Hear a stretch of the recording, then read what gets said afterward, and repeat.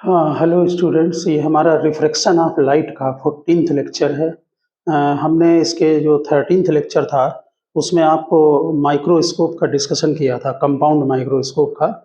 जबकि उसमें जो फाइनल इमेज बनती है वो least distance of distinct vision पर बनती है, यानी कि 25 सेंटीमीटर जो हम लेते हैं, ठीक, उस पर बनती है। उसके लिए हमने मैग्नीफाइंग पावर का डेरिवेशन किया था। उसमें कुछ पॉइंट्स आपके रह गए थे जिनको हम डिस्कशन करेंगे। हमने उसी डायग्राम को दोबारा बनाया है। आप पिछला डायग्राम से ही उसको मैच करना, और जो फार्मूले हमने नोट कराए थे उनको हमने एक जगह कलेक्शन किया है। तो आप जरा देखें, देखिए, फॉर क्लियर विजन ये वही है आपका माइक्रोस्कोप, कंपाउंड माइक्रोस्कोप, ठीक। इसमें ये आँख के ये जो ऑब्जेक्ट की तरफ लेंस रखते हैं वो ऑब्जेक्टिव लेंस, ये आई लेंस है, ठीक। यहाँ पर ये ऑब्जेक्ट रखा हुआ है ए बी। इसकी जो फर्स्ट लेंस से जो इमेज बन रही है वो ए डेस और बी डेस बन रही है, ठीक। ये इसके फोकस के अंदर है, ओके। और ये जो ए डेस बी डेस फर्स्ट लेंस से जो इमेज बन रही है वो दूसरे लेंस के लिए, यानी कि आई लेंस के लिए, ये ऑब्जेक्ट का वर्क करेगी।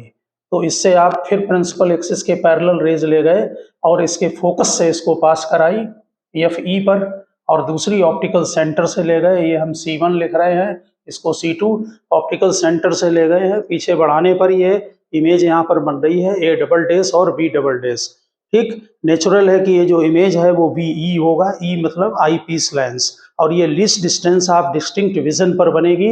ये फाइनल इमेज है ए डबल डेस और बी डबल डेस। ये ऑब्जेक्ट जो आपकी इमेज है वो ऑप्टिकल सेंटर पर, और यही एंगल आंख पर भी माना जाता है, ये बीटा एंगल बना रही है, ठीक। हम जब मैग्नीफाइंग पावर का डेरिवेशन करते हैं उसकी आप डेफिनेशन में ध्यान दें, वो बीटा अपान अल्फा है। ऑब्जेक्ट और इमेज दोनों least distance of distinct vision पर रखे होने चाहिए। तो फिर ऑब्जेक्ट यहाँ ए बी था, इसको एक्सटेंड करके least distance of distinct vision पर ले आए हैं रेड कलर से। ये जो एंगल बनाएगा आंख पर वो अल्फा बनाएगा। तो magnifying power beta upon alpha है। इसका डेरिवेशन आप 13th लेक्चर में कर चुके हैं। जो हमने इतने फार्मूले वहाँ पर बनाए थे, जो बेसिक फार्मूला बनाया वो था minus we naught upon you naught v e upon u e. इसको आप पिछले लेक्चर से मैच करें। वी ई यहाँ final image least distance of distinct vision पर बन रही है, इसलिए वी ई की जगह पर हमने कैपिटल डी लिख दिया है, ओके। अब वहाँ पर जो लेंस फार्मूला होता है, यानी कि गॉसियन फार्म, वो है 1/v minus 1/u is equal to 1/f। तो डिफरेंट तरह से उसमें डेरिवेशन हमने करके दिखाए हैं, इनकी वैल्यू को चेंज करते हैं। तो ये देखिए, पहला form minus we naught upon you naught को ऐसे ही लिखा है, और इसको 1/v plus 1/u is equal to 1/f में ई लगाकर यहाँ पर इसको कन्वर्ट कर देते इसमें, जो कि पिछले लेक्चर में आप कर चुके हैं। तो ये सेकंड फॉर्म बन गई। इसके बाद फिर B naught upon you naught को चेंज कर दिया इसी फार्मूले से, लेंस फार्मूले से, तब ये वैल्यू यहाँ पर आती है। ये थर्ड फॉर्म है, ठीक। इसमें फोर्थ फॉर्म में हमने 1 प्लस डी अपान एफ ई लिखा रहने दिया, और यहाँ को इस बार जैसे ये आपने यू नाट यहाँ पर आया है, वैसे ही जब यहाँ पर वी नाट्स लाते हैं। पहले जब इसको ड्राइव करते हैं तो यू नाट से डिवाइड करते हैं, जब इसको ड्राइव करते हैं तो वी नाट से ड्राइव करते हैं। ये 13th लेक्चर से इंटरकनेक्टेड है, पहले वो देखें। तो इसके बाद लास्ट मैग्नीफाइंग पावर देखिए, ये वैल्यू एफ ओ अपान ये वाली पुटअप कर दी हमने, और 1 प्लस डी अपान एफ ई ये पुटअप कर दी। कुल मिला के मीनिंग ये है कि यहाँ ये दो पार्ट हैं। एक यहाँ पर मैग्नीफाइंग पावर ऑब्जेक्टिव लेंस की है और into magnifying power eye lens की है। इन दोनों का मल्टीप्लिकेशन ये आता है। आप एक एक करके इन दोनों फार्मूलों में 1/v minus 1/u is equal to 1/f को लगाते जाएं तो ये डिफरेंट फॉर्म तैयार हो जाती हैं, ठीक है। एक बेसिक फॉर्म जो है, जो कि बोर्ड में आपको ड्राइव करनी है, वो आप लर्न कर लें। उसमें आप थर्ड फॉर्म तक तो जरूर लर्न करें, तो इसके बाद आप इनको बनाकर लिख सकते हैं, ठीक। जैसे इन दोनों को मल्टीप्लाई करेंगे तो ये फॉर्म तैयार हो जाएगी। तो इसको आप जो है क्लियर विजन भी बोलते हैं, least distance of distinct vision या क्लियर विजन के लिए ये हमने मैग्नीफाइंग पावर को फार्मूले लिखे हैं, ठीक। अब यहाँ पर ध्यान दें, जो लेंथ है माइक्रोस्कोप की, लेंथ बहुत पूछी जाती है पेपरों में, ध्यान रखना। न्यूमेरिकल जब आता है इसका तो लेंथ साथ में जरूर देते हैं, लेंथ ऑफ माइक्रोस्कोप। तो जो लेंथ इसकी होगी, तो दोनों लेंस के बीच की जो डिस्टेंस होती है वो लेंथ कहलाती है। तो यहाँ पर देखें, ये V0 है और ये UE है, ठीक। इन दोनों को प्लस कर दें तो distance between lens to lens आ जाएगी, यानी कि C1 और C2 के बीच की डिस्टेंस, वो डिस्टेंस V0 प्लस UE है। इसे जरूर लर्न रखें, ये लेंथ है माइक्रोस्कोप की, ठीक। दूसरी बात, इसमें कहीं कहीं पर क्या करते हैं कि फार्मूलों की फॉर्म जो है वो चेंज कर देते हैं। जो ये ऑब्जेक्ट है, इसको, ये इसी से रिलेटेड पॉइंट है, फर्स्ट और सेकंड, इसको नोट करना। ये जो ऑब्जेक्ट आपका रखा हुआ है, अगर इस ऑब्जेक्ट को फोकल लेंथ के बिल्कुल पास में लाएं तो ये इमेज भी यहाँ पास में आ जाती है। इसका मतलब लिखा है, if object lies very close to F0, F0 मतलब focal length of objective lens, then U0 F0 के नियरली इक्वल होगा, ठीक। आप यहाँ पर नियरली का साइन जो है वो लगा सकते हैं, ऐसे करके नियरली इक्वल होगा। देन इमेज जो फॉर्म होगी वो आई लेंस के वेरी क्लोज होगी, then image formed very close to eye lens. इस केस में V0 ही लेंथ का काम करेगा, यानी जो V0 है वो यहाँ तक हो जाएगा नियरली, और यही लेंथ का काम करेगा। तो V0 की जगह L लिख देते हैं। तो इस वाले फार्मूले में चेक करें, हमने यहाँ पर V0 की जगह जो है वो L नोट कर दिया है और U0 की जगह F0 लिख दिया है। U0 की जगह F0 और V0 की जगह L, इस सेकंड वाले फार्मूले में। तो ये वाला फार्मूला तैयार हो गया। कभी कभी न्यूमेरिकल में क्या करते हैं कि वो लेंथ दे देते हैं और यहाँ पर बता देंगे कि जो ऑब्जेक्ट है वो वेरी क्लोज टू F0 है, तब इस फार्मूले का यूज किया जाता है, ठीक है ना। अब मैग्नीफाइंग पावर को अगर हमें लार्ज करना है, बढ़ाना है, तो क्या करेंगे, तो कंडीशन फॉर, ऊपर हेडिंग डालना, condition for large magnifying power. Large magnifying power हमने ये 2 बार लिख दिया है, लार्ज मैग्नीफाइंग पावर। हम इक्वेशन नंबर 5 से लार्ज मैग्नीफाइंग पावर का डिस्कशन करेंगे। देखिए, 2 काम हो सकते हैं। पहले लेंस को फिक्स कर लें। अगर लेंस को आपने फिक्स कर लिया तो फिर F0 और FE दोनों फिक्स हो गए, यानी दोनों की फोकल लेंथ फिक्स हो गई। तो यहाँ F0 फिक्स है, FE फिक्स है, कैपिटल D तो वैसे ही 25 सेंटीमीटर है, तो केवल U0 बचता है, ठीक। U0 को पास में अगर लाएंगे आप, U0 की डिस्टेंस पर मैग्नीफाइंग पावर डिपेंड करेगी। नेचुरल है कि मैग्नीफाइंग पावर कब ज़्यादा होगी, जब U0 माइनस F0 की वैल्यू कम होगी। तो इसको आप प्रॉपर चैनल में नोट करें। इक्वेशन नंबर 5 को आप नोट करने के बाद फिर इसको वहां पर लिखें।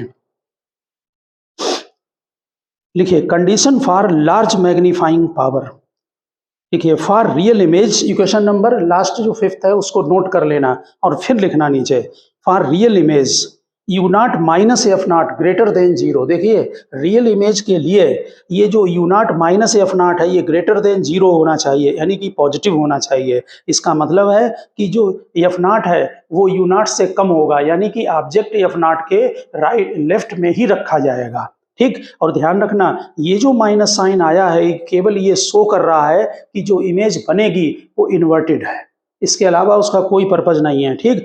कोई भी वैल्यू न्यूमेरिकल में जब अंदर डालेंगे तो उसमें अब नेगेटिव साइन आपको नहीं डालना है।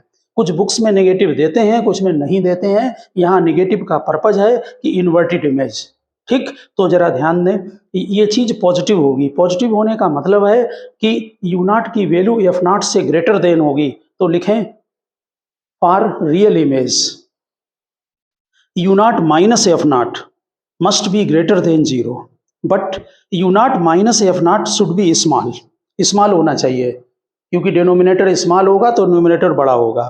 For object distance, so object distance या so object should be placed, लिखा है, so object should be placed as close to the focus as possible along with condition U0 greater than F0, यानी कि object को इसके close रखें और इस कंडीशन को फॉलो करें, U0 minus F0 greater than 0, ठीक। फार्मूला नोट करके लिखना। सेकंड पॉइंट लिखें, F0 and FE both should be small, दोनों स्मॉल होने चाहिए। F0 and FE both should be small. F not less than F E, इसमें objective की focal length कम रहती है, दोनों की स्मॉल होती हैं लेकिन कंपैरेटिवली ऑब्जेक्टिव की फोकल लेंथ कम रहती है। तो F not less than F E, so field of view may be increased. देखिए यहाँ पर जो हम ऑब्जेक्ट देखते हैं ये माइक्रोस्कोप है, वो स्मॉल ऑब्जेक्ट होता है। स्मॉल ऑब्जेक्ट की वजह से यहाँ पर ये लेंस छोटा होना चाहिए, इसको बड़े की जरूरत नहीं है, लेकिन हमें इमेज को क्लियर देखने के लिए ये लेंस इससे कंपैरेटिवली बड़ा होना चाहिए। ठीक, तो सेकंड पॉइंट में F not and F E both should be small, but fe less than fo less than fe, fo less than fe, so the field of view may be increased। अब आप जो microscope था इसी का हम adjustment देखेंगे relaxed आई के लिए। रिलैक्स्ड आई का मतलब है कि अब जो फाइनल इमेज बनेगी वो इनफाइनाइट पर बनेगी। तो आप लास्ट वाले में जो हमने नोट किया है उसको आप हेडिंग डालें adjustment for relaxed I, heading डालें एडजस्टमेंट फॉर रिलैक्स्ड आई।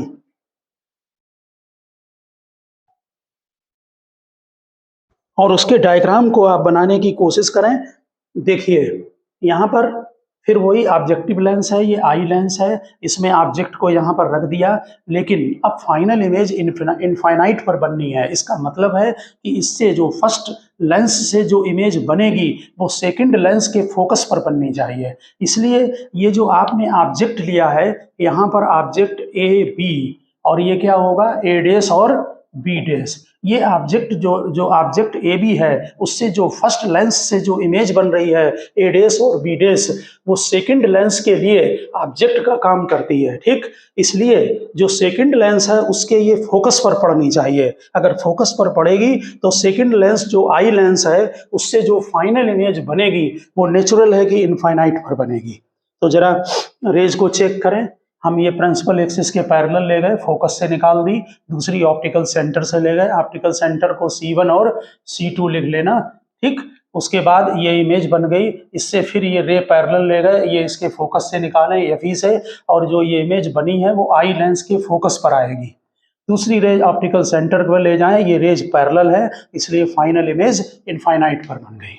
ठीक, दूसरी बात हमेशा ध्यान रखना, हमने पिछले डायग्राम में भी बनाया था कि इन रेज को एक्सटेंड करके, ये एरो लगा देना, एक्सटेंड करके लेंस पर स्ट्राइक करा के इसको बैक साइड ले जाएं और पैरेलल बनाना बिल्कुल स्केल से, यहाँ पर पैरेलल रेज। ठीक, और पीछे यहाँ पर आंख को दिखाकर शो कर दे कि इमेज ये इन्फिनिटी पर बन रही है।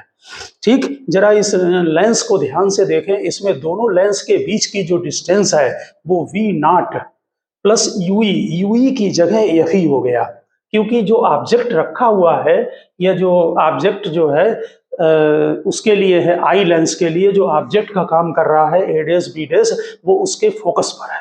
ध्यान दें, जो ऑब्जेक्ट का काम कर रहा है आई लेंस के लिए ए डैश बी डैश, वो उसी के फोकस पर है, इसलिए जो लेंथ होगी इसकी वो वी नॉट प्लस एफई होगी।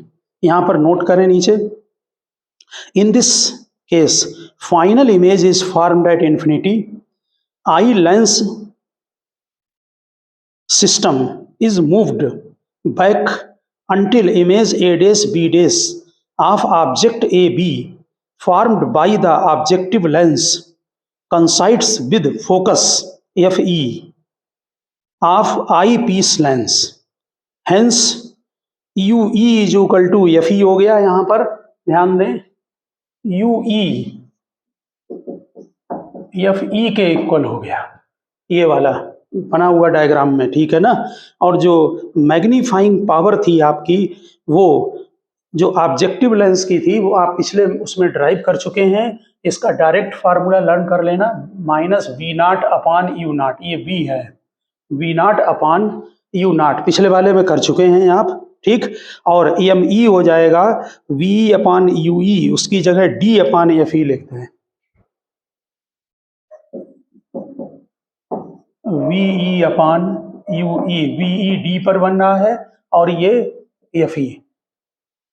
वो जो मैग्नीफाइंग पावर जब निकालते हैं, जो कंपैरिजन करते हैं, वो डी पर रखकर करते हैं, इसलिए। और यहाँ पर इसका आप डायरेक्ट फार्मूला लर्न करना, तो यहाँ पर जो मैग्नीफाइंग पावर का जो फार्मूला आता है, मैग्नीफाइंग पावर, वो minus v naught upon u naught into d upon f e है। क्योंकि यू ई एफ ई के इक्वल है, ठीक। तो उसी की जगह केवल एफ ई नोट कर देते हैं। और एक पॉइंट केवल नीचे नोट कर लेना कि if object very close to the focus, if object is very close to the focus, then u naught is equal to f naught और v naught is equal to l, then u naught is equal to f naught, यानी object बिल्कुल पास में रखो, ठीक है ना, और जो v naught है वो l के इक्वल हो जाएगा। उस समय जो मैग्नीफाइंग पावर है वो v naught की जगह l लिख दें, u naught की जगह f naught लिख दें, और ये d अपॉन f e ये बन जाएगा अगर object very close to the focus होगा। तो आप इसको नोट कर लें, और नोट करने के बाद आप इसमें नेक्स्ट हेडिंग डालें।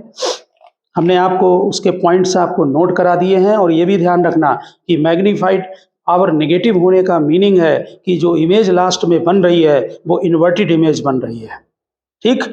इसके बाद यहाँ पर हेडिंग डालें टेलिस्कोप, टेलिस्कोप। नेक्स्ट हेडिंग डालें टेलिस्कोप। इसमें हम सबसे पहले फाइनल इमेज को इनफाइनाइट पर लेंगे, ठीक।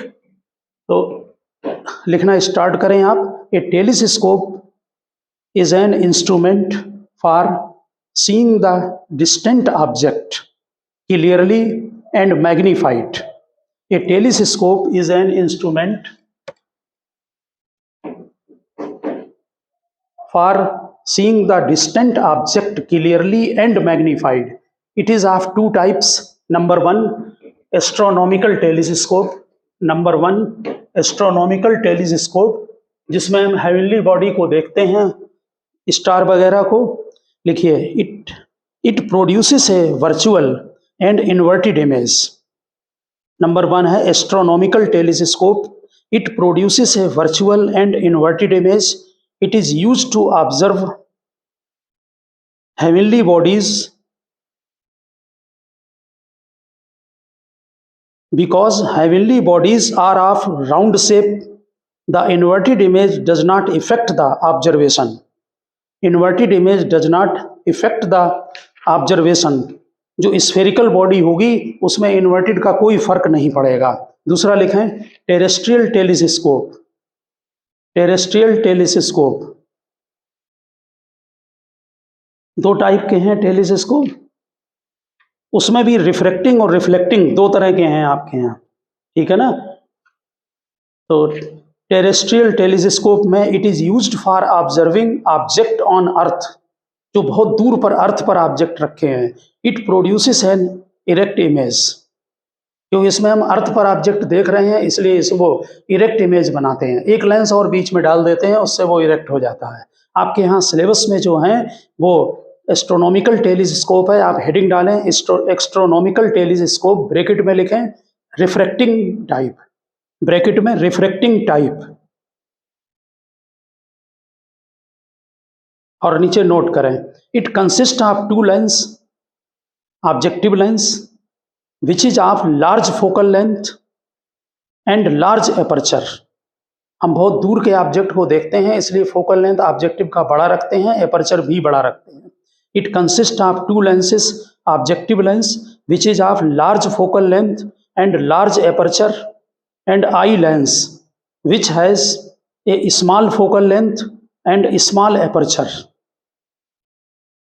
नेक्स्ट पैरा में लिखें objective lens forms a real and inverted image of distant object. Objective lens forms a real and inverted image of distant object at its focal plane. The distance of the eye lens from the objective is adjusted. The distance of the eye lens from the objective is adjusted till the final image is formed at least distance of distinct vision, या infinity पर, और क्या लिखा is formed at the least distance of distinct vision. In case of final image is formed at infinity, in case of if final image is formed at infinity, the telescope is said to be in normal adjustment. The telescope is said to be in normal adjustment. तो first point डालें लिखें magnifying power in normal adjustment, magnifying power in normal adjustment, bracket में लिखें final image is formed at infinity, final image is formed at infinity, bracket में लिखें final image is formed at infinity. तो पहले आप इसका डायग्राम बनाएं, ये बहुत ही आसान डायग्राम है और ये माइक्रोस्कोप से इजी डेरिवेशन भी है। ये वाला लेंस बड़ा रखना और ये वाला लेंस इससे छोटा रखना, ये बात ध्यान रखना, ठीक। यहाँ पर ऑब्जेक्ट इनफाइनाइट पर है तो तीन रेज को पैरेलल लेकर आए, ये ऑब्जेक्टिव लेंस है, ऑब्जेक्टिव लेंस, ये आई लेंस है, ठीक। तीन रेज को पैरेलल लेकर आए और एंगल ज्यादा मत रखना, नहीं तो इमेज बहुत बड़ी बन जाएगी। एक रेज सीधी ले जाए ऑप्टिकल सेंटर C1 से, इसका ऑप्टिकल सेंटर C2, और तीन ये दूसरी रेज बिल्कुल इसके पैरेलल लेकर आना, एक रेज और इसको लेकर आए पैरेलल और इनको डाइवर्ट करके इमेज यहाँ पर बना दें। चूंकि ये ऑब्जेक्ट इनफाइनाइट पर है इसलिए ये इसके फोकस पर बनेगा FO और ये लेंथ FO होगी, ठीक। और ये वाला जो इमेज बन रही है आपकी, ये इस लेंस के लिए, किसके लिए, आई लेंस के लिए ऑब्जेक्ट का काम करेगी और ये इसके फोकस पर होगी, ये भी FE पर होगा, यानी ये लेंथ FE होगी, ठीक। इससे यहाँ पर रेज लाएं प्रिंसिपल एक्सिस के पैरेलल और इसके फोकस से बिल्कुल बराबर डिस्टेंस पर FE यहाँ इधर बनाएं, वहीं यहाँ FE इधर बनाना और दूसरी ऑप्टिकल सेंटर से ये रेज को पैरेलल दिखाना, जिससे कि फाइनल इमेज टू इनफाइनाइट पर, ठीक। तो इमेज बनाते समय जब आप ये बना रहे हैं ऑब्जेक्टिव और आई लेंस को, इमेज को इनफाइनाइट पर, यहाँ जरा ध्यान रखना कि बनाते समय ये जो लेंस हमने बनाया है इसे थोड़ा सा हम यहाँ इनलार्ज कर रहे हैं, इससे जो रेज यहाँ पर लेकर आए वो भी हमने जरूर बताया, इन दोनों को एक्सटेंड कर लेना, दो ही रेज दिखा देना, दोनों रेज को एक्सटेंड करके और फिर इनसे यहाँ पर पैरेलल रेज बनाना और इधर को पैरेलल बना लेना बैक साइड को ले जाकर, ठीक है। यानी कि इसको एक्सटेंड करके यहाँ पर लाना लेंस तक और इससे यहाँ पर पैरेलल रे दिखाएं, ये दोनों रे पैरेलल, और इनको भी बैक साइड दे जाकर यहाँ पैरेलल दिखा देना और यहाँ पर आप आई नोट कर दें, आंख बना दें ऐसे करके, ठीक।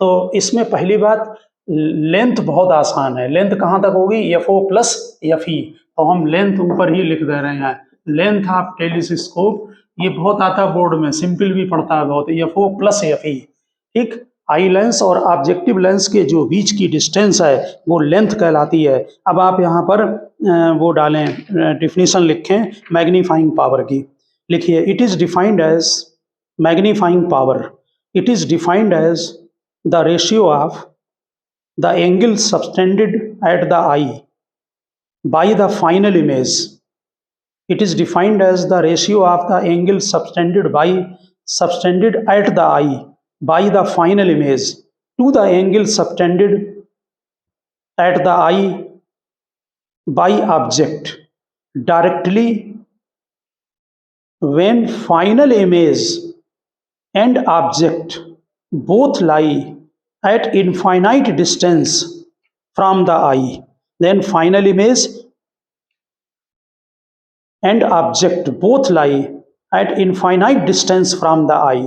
फिर बोलना है, it is defined as the ratio of the angle subtended at the eye by the final image to the angle subtended at the eye by the object directly when final image and object both lie at infinite distance from the eye। यानी object और image दोनों infinite distance पर, तो object देखिए ये alpha angle बना रहा है यहाँ पर, जबकि ये इनफाइनाइट पर है, और जो इमेज इनफाइनाइट पर है वही यहाँ पर हम AB लिख ले रहे हैं, A डैश B डैश, ये लिख लिया A डैश B डैश, ये जो एंगल बना रहा है ये इन्फिनिटी पर रेज जा रही है ऐसे, ये एंगल बीटा बना रहा है, ठीक। तो इसका मतलब magnifying power beta upon alpha, और अगर शॉर्ट होगा तो 10 बीटा अपान 10 अल्फा, ठीक। C1 C2 लिख देना ऑप्टिकल सेंटर को, इमेज को हमने ए डैश और बी डैश बना लिया। अल्फा एंगल ऑब्जेक्ट का और बीटा एंगल इमेज का, दोनों एंगल स्मॉल हैं, इसलिए एम की जगह 10 बीटा और 10 अल्फा नोट कर दिया। अब डायग्राम में देखें 10 बीटा, यहाँ से चेक करो, 10 बीटा होगा A dash B dash upon base. Base जो है वो हम डायरेक्ट लिख रहे हैं, किसके इक्वल है, एफ ई के। ठीक है, वैसे पहले आप डिस्टेंस नोट कर दें, डिस्टेंस है C2 और एफ ओ लिखें चाहे एफ ई लिखें, ये है A dash B dash upon F E. ठीक, ऑब्जेक्ट और ये लेंथ इसकी, ठीक है ना।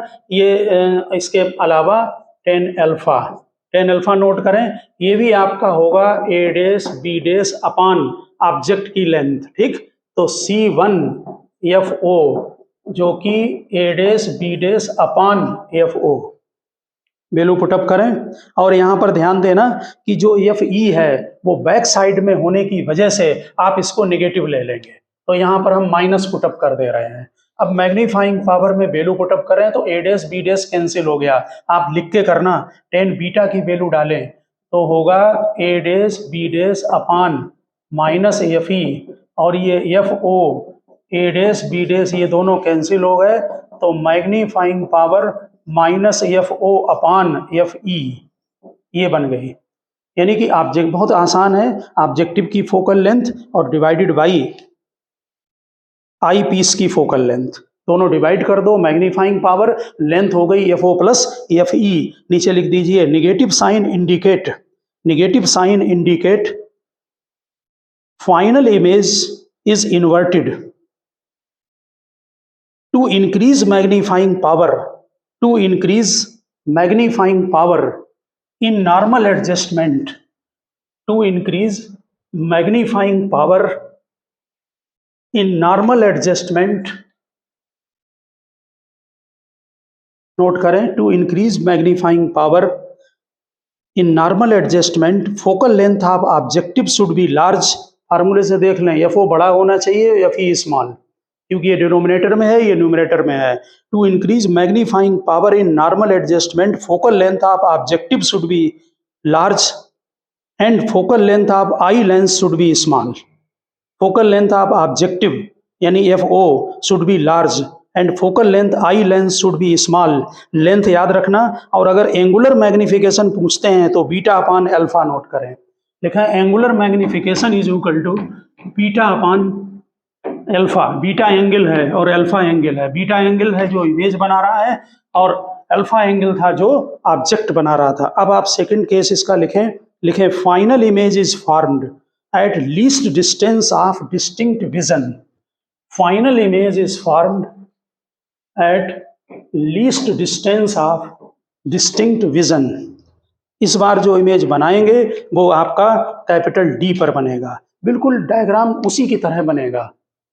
देखिए ऑब्जेक्टिव लेंस को बड़ा बनाएं, थोड़ा हम बड़ा बना ले रहे हैं यहाँ जिससे हमें इमेज में प्रॉब्लम ना आए बनाने में। ये हमने बनाया आई लेंस, ठीक, ये C1 ये C2, यहाँ पर इसको एक्सटेंड करके एफ ओ लिख दें, और यहाँ पर भी जो है इमेज तो फोकस पर ही बनेगी, थोड़ा दूर ले ले रहे एफ ओ, यहाँ पर ये एफ ओ। तो एक रेज प्रिंसिपल एक्सिस के ऑप्टिकल सेंटर के से पास कराएं, यहाँ लाएं, फिर जो 3 रेज बनाएं इसको क्रॉस सेक्शन यहाँ बना ले, बीच में 3 रेज बनाएं वो बिल्कुल पैरेलल ये, और इनको यहाँ से टर्न करके इसी पॉइंट पर मिला दें। ये बन गई आपकी इमेज यहाँ पर, किसके ड्यू टू ऑब्जेक्टिव लेंस। ये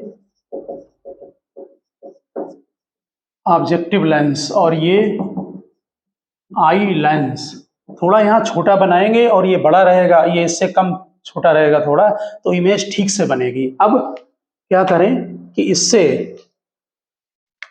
इसको क्रॉस सेक्शन कट करें। अब least distance of distinct vision पर इमेज बन रही है, एक प्रिंसिपल एक्सिस के पैरेलल लाएं, और ये जो इमेज बन रही है ये इस लेंस के फोकस के अंदर होगी, ठीक, तभी इससे वर्चुअल इमेज बनेगी। ठीक, ये जो लेंथ है वो एफ ओ हो गई यहाँ तक, ठीक, और ये इसके लिए ऑब्जेक्ट का काम कर रही है, तो ये जो लेंथ हो गई आपकी वो यू ई हो गई, ई मतलब आई लेंस और यू ऑब्जेक्ट की लेंथ होती है।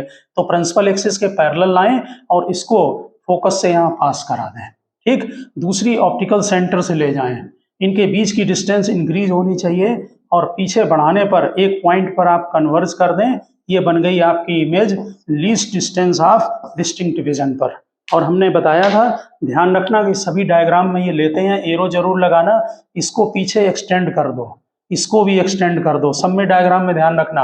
और इनको भी पहले ही से, जहां पर इमेज बन रही है ना, इसको पहले से ही मिला दो यहाँ पर लाकर, और फिर इन रेज को इधर पर एक्सटेंड कर दो, यहाँ पर आप एक आंख बना दें। ठीक, यहां से देख रहे हैं, ऑब्जर्व कर रहे हैं। ठीक, तो ये ए डैश बी डैश हमारा जो फर्स्ट लेंस था उससे इमेज बन रही थी, और a double dash b double dash हमारी फाइनल इमेज हो गई। ए डबल डैश और बी डबल डैश, बिल्कुल क्लियर है डायग्राम, इससे ये इमेज बन रही। ये ऑब्जेक्ट इन्फिनिटी पर है तो इसके फोकस पर बनेगी, यानी एफओ पर बनेगी, और ये इसके फोकल लेंथ के अंदर होगी, जिससे कि वर्चुअल इमेज पीछे को बने, जो कि least distance of distinct vision पर बन रही है। अब आप नोट करें, मैग्नीफाइंग पावर का डेरिवेशन है, नोट करें, लिखिए, it is defined as the ratio of angle subtended at the eye by the final image at the least distance of distinct vision to the angle subtended by the eye, angle subtended at the eye by the object at infinity when seen directly, यानी जब directly देखते हैं तो जो object image बना रहा है वो अल्फा ले लिया, ये एंगल भी अल्फा होगा, और जो फाइनल इमेज बना रही है वो एंगल बीटा। तो नेचुरल है कि magnifying power m is equal to beta upon alpha, इसकी जगह पर लिख देना for small angle tan alpha tan alpha के इक्वल और बीटा 10 बीटा के इक्वल। अब हमारा यहाँ पर पर्पज रहेगा कि 10 अल्फा निकालें और 10 बीटा निकालें और इसमें वैल्यू पुटअप कर दें। तो डायग्राम में चेक करें, 10 अल्फा की जो वैल्यू आपकी आ रही है वो A dash B dash upon, देखें, A dash B dash upon C1 B dash, ये A dash B dash upon C1, ये C1 पॉइंट है, बी डैश, तो 10 alpha A dash B dash upon C1 B dash perpendicular upon base. अब 10 beta ले लो।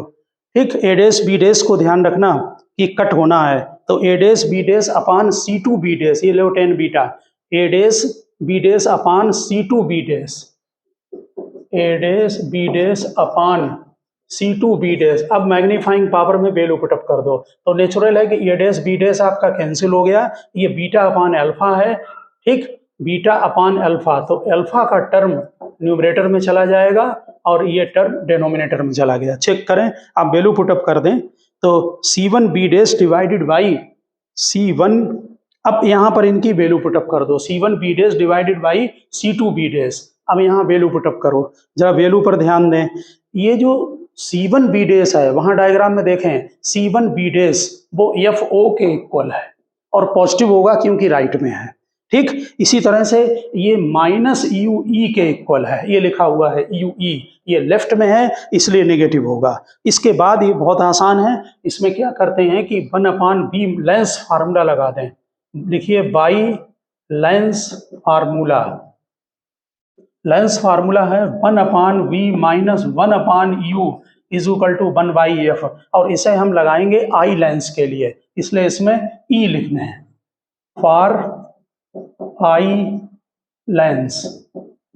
तो direct लिख दें यहाँ पर 1 अपान बी माइनस 1 अपान यू। अब इसमें वैल्यू पुटअप कर दो, तो VE देखिए डायग्राम में, VE किसके इक्वल है, डायग्राम में चेक करें, VE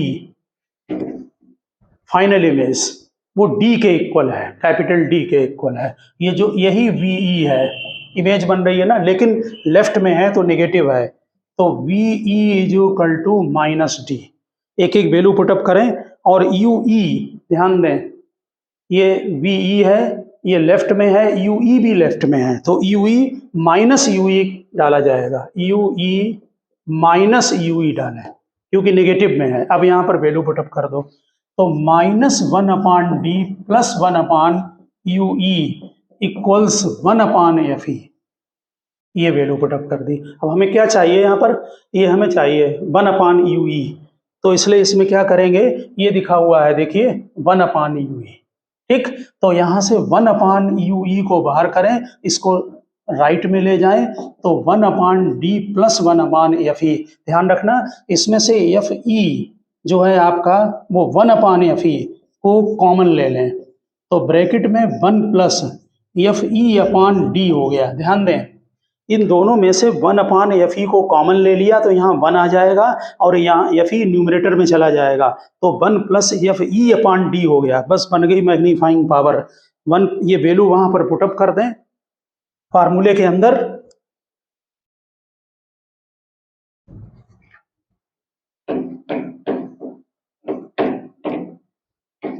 हाँ, अभी अभी अपने जो फार्मूला बनाया था उसमें 1/UE की वैल्यू पुटअप कर दें, तो जो मैग्नीफाइंग पावर है वो आ गई -FO/FE।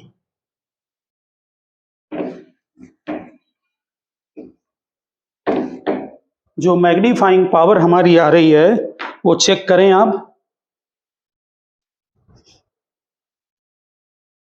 फार्मूले में वैल्यू पुटअप करें तो मैग्नीफाइंग पावर -FO/FE, ठीक। और ये वैल्यू FE ये वाला आ गया, FO न्यूमरेटर में था, और ब्रैकेट के अंदर 1 + FE/D, ये बन गई मैग्नीफाइंग पावर। जबकि फाइनल इमेज कहाँ पर होगी, least distance of distinct vision पर होगी। और इसमें ध्यान देना, इसमें लेंथ कितनी है, लेंथ जरूर पूछी जाती है न्यूमेरिकल में। FO + UE, यहाँ पर बड़ा सा पॉइंट नोट करते हैं, length of telescope FO + UE, ठीक। अब ध्यान देना, देखिए जो इनफाइनाइट पर जो इमेज बनती है वो जो मैग्नीफाइंग पावर आती है वो मैग्नीफाइंग पावर मिनिमम होती है और ये मैग्नीफाइंग पावर मैक्सिमम होती है। तो यहाँ पर आप 2-3 पॉइंट नीचे नोट कर दें, जिससे न्यूमेरिकल में कभी हो सकता है कि मैक्सिमम और मिनिमम मैग्नीफाइंग पावर पूछ दी जाए। तो मिनिमम मैग्नीफाइंग पावर होती है किसी भी केस में, चाहे वो माइक्रोस्कोप हो चाहे वो टेलीस्कोप हो, किसी भी केस में ध्यान रखना, अगर इनफाइनाइट पर जो आती है वो मैग्नीफाइंग पावर मिनिमम होती है और लीस्ट डिस्टेंस ऑफ जो डिस्टिंक्ट विजन पर आती है वो मैग्नीफाइंग पावर मैक्सिमम होती है। तो first point, magnifying power minimum -FO/FE, magnifying power maximum -FO/FE in bracket 1 + FE/D। यही ऊपर वाला फार्मूला नोट कर दिया, मिनिमम और मैक्सिमम, ठीक। अब नेक्स्ट पॉइंट नोट करें, to large magnifying power FO must be large and FE must be small, FO must be large, FE must be small, यानी ऑब्जेक्टिव लेंस बड़ा और ये छोटा। नेक्स्ट पॉइंट नोट करें, as magnification is negative, as magnification is negative final image is inverted, final image is inverted.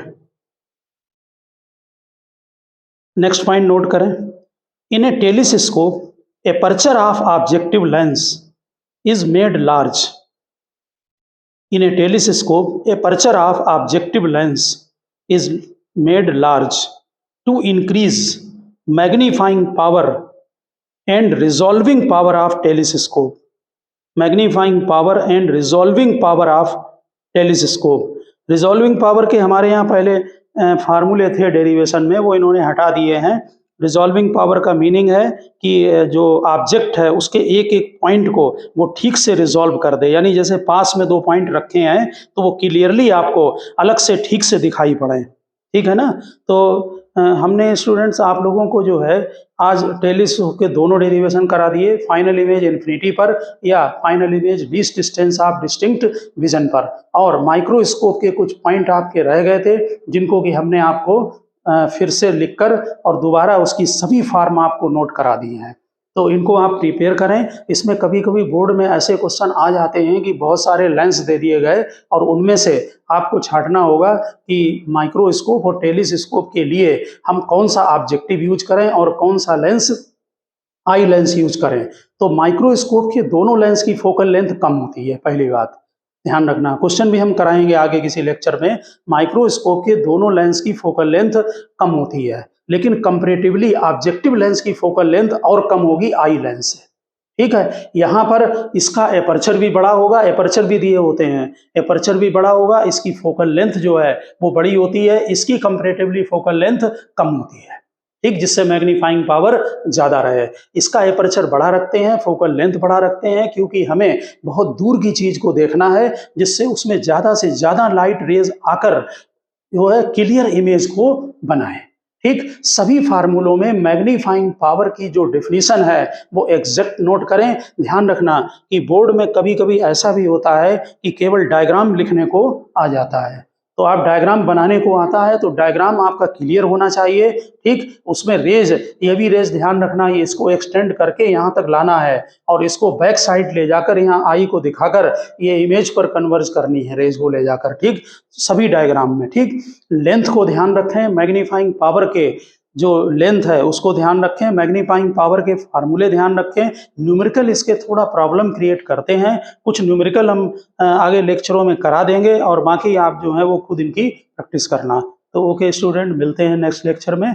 Okay.